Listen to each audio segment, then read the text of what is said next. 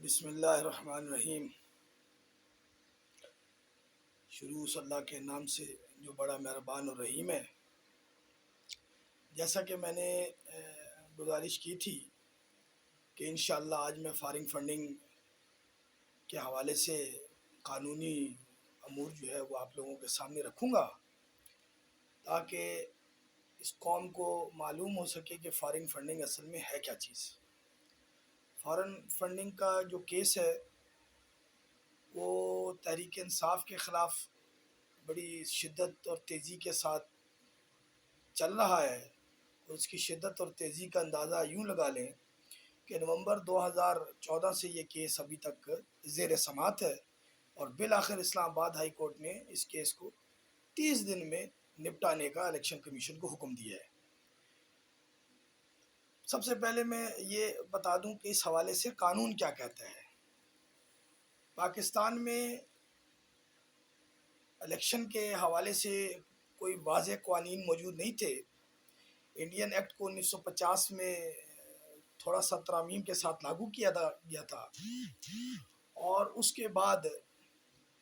1962 کے آئین کے تحت پہلی دفعہ پولیٹیکل پارٹیز ایکٹ 1962 نافذ کیا گیا تھا، جس میں فارن فنڈنگ کے حوالے سے اور فارن ایڈڈ پولیٹیکل پارٹیز کے حوالے سے باقاعدہ قانون سازی کی گئی تھی۔ اگر اس سارے امور کا ہم جائزہ لیں تو 1962 میں بننے والے پولیٹیکل پارٹیز ایکٹ کے تحت ایک سیکشن اس میں رکھی گئی تھی، سیکشن 3، جس میں کہا گیا تھا کہ کوئی بھی ایسی پولیٹیکل پارٹی پاکستان میں کام نہیں کر سکے گی جسے غیر ملکی امداد حاصل ہو۔ اس حوالے سے جو واضح طور پہ قانون سازی ہوئی اور اس میں جو درج کیا گیا، میں چاہتا ہوں کہ آپ لوگوں کے سامنے جلدی سے اس کو بیان کر دوں اور آپ لوگ اس کو بہتر انداز میں سمجھ سکیں۔ پولیٹیکل پارٹیز ایکٹ 1962 کے سیکشن 3 میں کہا گیا کہ formation of creation political parties prohibited 1. No political party shall be formed with the object of propagating any opinion or acting in a manner prejudicial to the Islamic ideology or the integrity of security of Pakistan. 2. No person shall form, organize, set up or convene a foreign aided party or in any way be associated with any such party with any foreign party or government. یہ section 3 رکھی گئی، جس کے تحت یہ بات طے کر دی گئی کہ کوئی بھی پولیٹیکل پارٹی جو ہے وہ کسی غیر ملکی امداد کے تحت معرض وجود میں نہیں آئے گی اور نہ کام کرے گی، اور اگر ایسا وہ کرے گی تو اسی ایکٹ کے سیکشن 6 کے تحت اس کے خلاف ایک ریفرنس تیار کیا جائے گا۔ فیڈرل گورنمنٹ جو ہوگی، اس وقت سینٹرل گورنمنٹ کہلاتی تھی، وہ ایک ریفرنس تیار کرے گی اور سپریم کورٹ کو بھیجے گی۔ اس پارٹی کو ڈیزالو کرنے کا، ڈسولوشن کرنے کا نوٹیفیکیشن جاری کرنے کے بعد 15 دن میں، اور اگر سپریم کورٹ اس کو اپہیلڈ کر دے گی تو وہ پارٹی ڈیزالو ہو جائے گی، اور اس کے تمام ممبران جس سطح پہ بھی عہدیدار ہوں گے وہ نااہل قرار پائیں گے، اور وہ مستقبل میں پھر اس ڈیزالو پارٹی کے کسی بھی عہدے کا استعمال یا اس پارٹی کا نام استعمال نہیں کر سکیں گے۔ ایسا کرنے کی صورت میں 2 سال سزا اور جرمانہ ہو سکتا ہے۔ اس قانون کو مشرف نے آ کے ریپیل کیا سن 2002 میں۔ اس کا نام رکھا گیا پولیٹیکل پارٹیز آرڈر 2002۔ اس میں بھی یہی کچھ تحریر کیا گیا اور کسی قسم کا کوئی اس میں مزید کمی نہیں کی گئی، اور اس میں بھی یہی شک رکھی گئی۔ اس میں اس شک کو اس انداز میں رکھا کہ انڈر سیکشن 3 کا جو پولیٹیکل پارٹیز ایکٹ 1962 تھا، اس کی سیکشن 3 کو کنورٹ کیا گیا پولیٹیکل پارٹیز آرڈر 2002 میں، اور اس میں جو ڈیفینیشنز دی گئی تھی سیکشن 2 میں پولیٹیکل پارٹیز آرڈر 2002 میں، اس میں یہ بات کہی گئی کہ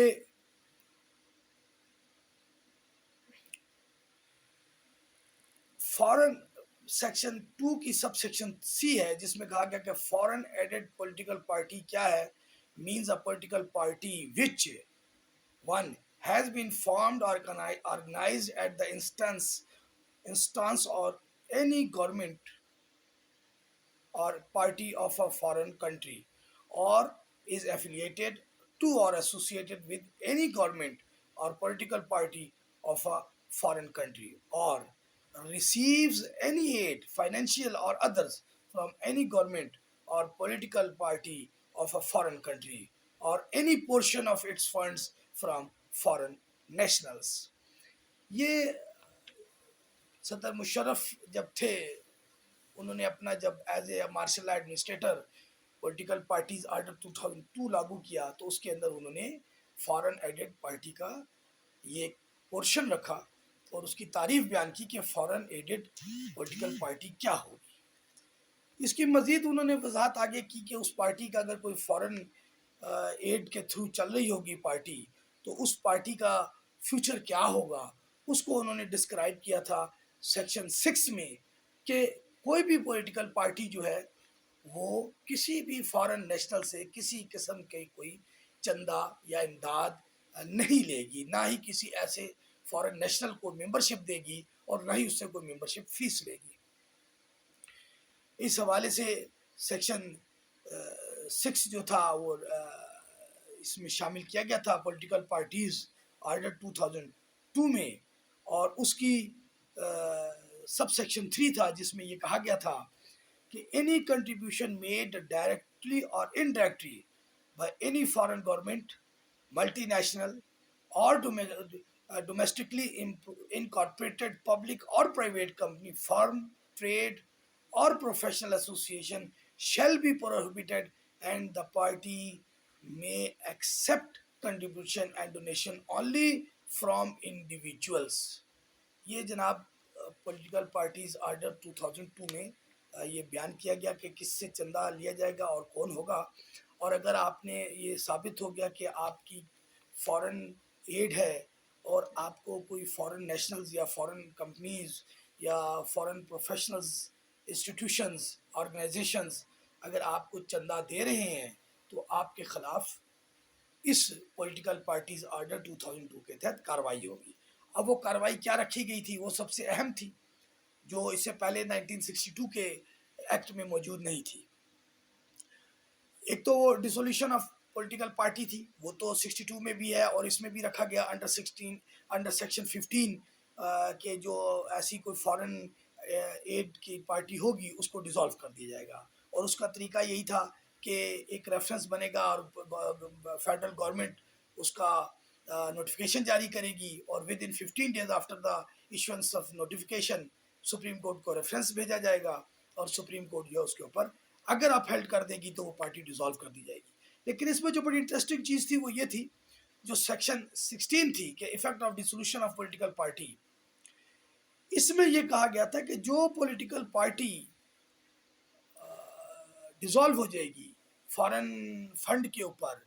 تو اس کے جو ممبران ہیں وہ نااہل ہو جائیں گے، چاہے وہ سینٹ میں ہو، قومی اسمبلی میں ہو، صوبائی اسمبلیوں میں ہو یا لوکل باڈیز میں ہو، وہ سارے نااہل ہو جائیں گے. اور جیسے ہی ان کی نااہلی کا نوٹیفیکیشن جاری ہوگا اس کے بعد وہ مزید 4 سال کے لیے نااہل ہوں گے. یہ اس کی پینلٹی رکھی گئی تھی. اس کو انہوں نے ڈسکرائب کیا تھا سب سیکشن 2 میں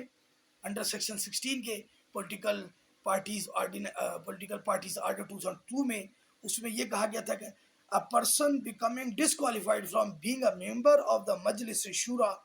Parliament or Provincial Assembly under Clause 1 shall not participate in election for any elective office or any legislative body till the expiry of 4 years from the date of his disqualification from being a member of the Majlis Shura Parliament or as the case may be the Provincial Assembly. تو جناب یہ تھی اس کے اندر punishment. اگر foreign fund ثابت ہو جائے کسی political party کا تو اس کو جب فیڈرل گورنمنٹ نوٹیفائی کرے گی اور سپریم کورٹ اپ ہیلڈ کرے گی تو پھر وہ اس صورت میں اس کا جو معاملہ ہے وہ ڈسکوالیفیکیشن کا یوں چلے گا. اس قانون میں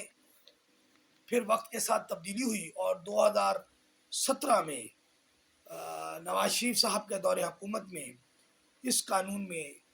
تبدیلی ہوئی، اس کو ریپیل کیا گیا پولیٹیکل پارٹیز آرڈر 2002 کو الیکشن ایکٹ 2017 میں،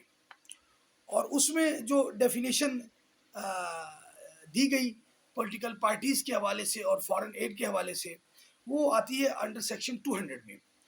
جس میں انہوں نے یہ بات کہی کہ سیکشن 4 میں سب سیکشن 4 آف سیکشن 200 میں پولیٹیکل پارٹیز کے چیپٹر میں، اور اس میں الیکشن ایکٹ 2017 کہ کوئی بھی پارٹی جو ہے وہ اگر فارن فنڈ لے گی، اور بھی بہت ساری اس میں شرائط تھی، لیکن یہ کہ اگر فارن ایڈ لے گی، فارن فنڈ لے گی تو وہ ڈسکوالیفائی ہو جائے گی. اور اس حوالے سے جو اس کا ممبرشپ کنٹریبیوشن فیس ہے، اس میں بھی واضح طور پہ لکھا گیا کہ کوئی بھی ڈونیشن جو ہے وہ کسی بھی فارن اس سے نہیں لی جائے گی. سیکشن 204 کی سب سیکشن 3 ہے جو کہتی ہے کہ اینی کنٹریبیوشن اور ڈونیشن میڈ ڈائریکٹلی اور indirectly by any foreign source including any foreign government, multi national اور پبلک اور private company, firm, trade or professional association or individual shall be prohibited. تو یہ پروہیبیشن تھی، اور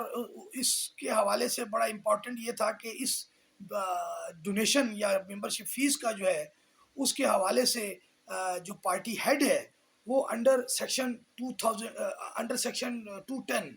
کے تحت جو ہے وہ جب انفارمیشن شیئر کرے گا الیکشن کمیشن سے تو وہ ایک سرٹیفکیٹ بھی ساتھ جاری کرے گا. یہ سب سے بڑا ایشو ہے پی ٹی آئی کے حوالے سے کہ پی ٹی آئی کی طرف سے جو چیئرمین عمران خان نے اس سیکشن 210 کے تحت الیکشن کمیشن میں اپنے جو پارٹی کی ممبرشپ کی فیس کے حوالے سے اور ڈونیشنز کے حوالے سے اور ایسٹس کے حوالے سے جو ڈکلیریشن دیا ہے، یہ چونکہ آن اوتھ ہوتا ہے، یہ ڈکلیریشن ان کے لیے مستقبل میں بہت خطرناک نتائج پیدا کرے گا.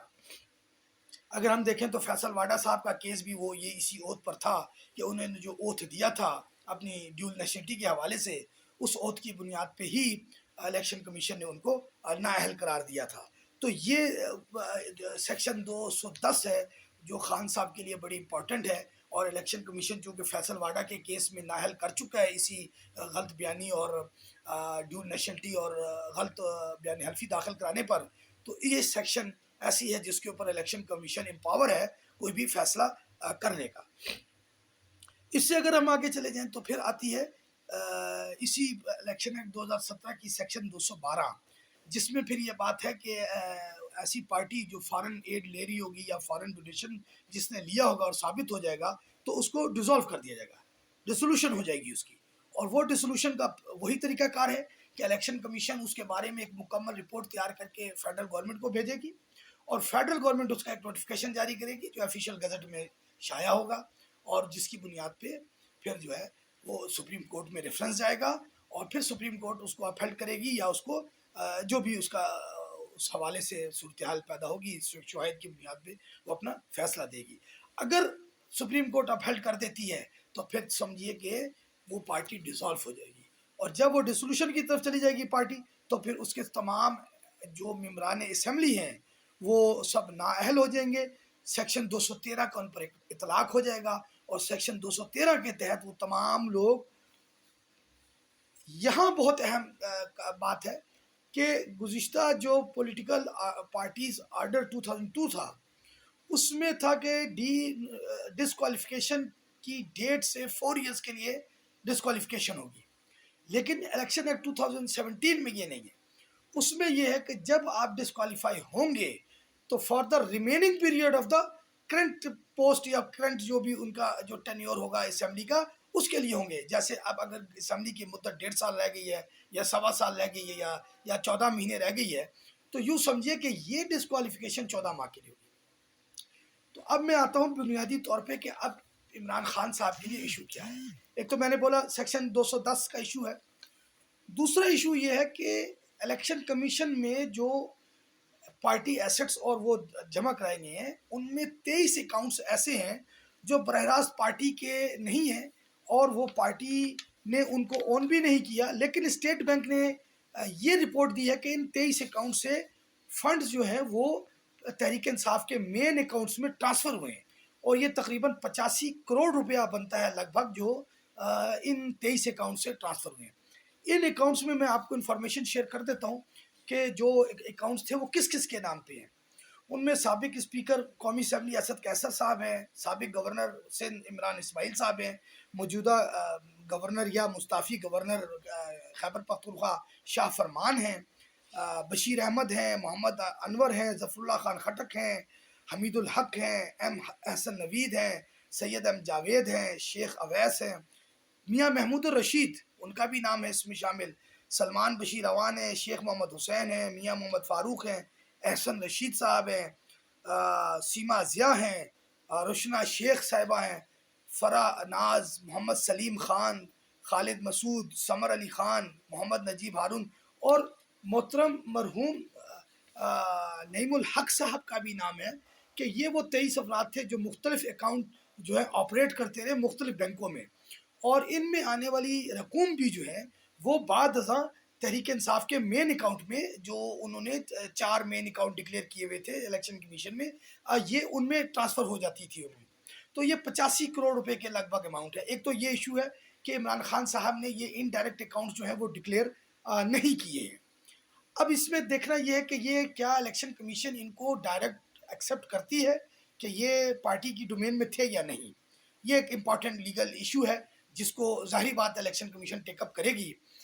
دوسرا جو اس میں امپورٹنٹ ایشو ہے وہ یہ ہے کہ ایک انڈین امریکن نیشنل ہیں خاتون